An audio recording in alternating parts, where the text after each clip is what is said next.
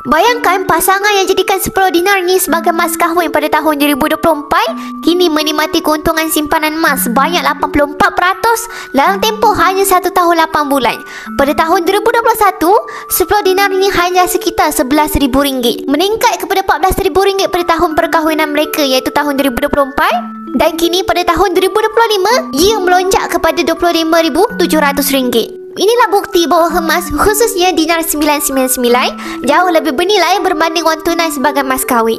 Duit yang diberikan akan habis digunakan, tapi emas kekal bernilai dan terus meningkat dari tahun ke tahun. Menariknya, Cikgu Ridwan ni mampu memberikan 10 dinar sebagai mas kahwin kepada pasangan tercinta, Puan Syikin Zainal, bukan sebab beliau kaya, tapi sebab beliau mula menabung emas sejak zaman universiti lagi. Beliau konsisten menabung sedikit demi sedikit melalui akaun Masgap, dan bila gram emas mencukupi, beliau keluarkan dalam bentuk fizikal. Bila tiba masanya untuk berkahwin, emas 10 dinar sudah pun tersedia, tanpa perlu berhutang atau bergantung pada sesiapa. Dari kisah ni, kita dapat belajar bahawa tak perlu tunggu jodoh datang baru nak simpan emas, dan tak perlu tunggu ada duit yang banyak baru boleh mula menyimpan emas.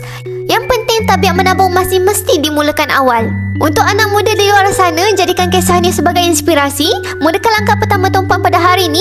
Di Public Gold serendah RM100 saja kita dah boleh mula menabung dalam bentuk emas, dan tak wajib untuk simpan emas setiap bulan. Bila-bila masa kita ada duit lebihan, kita boleh tambah simpanan emas kita. Untuk daftar akaun emas, boleh rujuk pin video saya untuk daftar akaun Masgap secara percuma. Saya akan bantu tumpuan sebaiknya.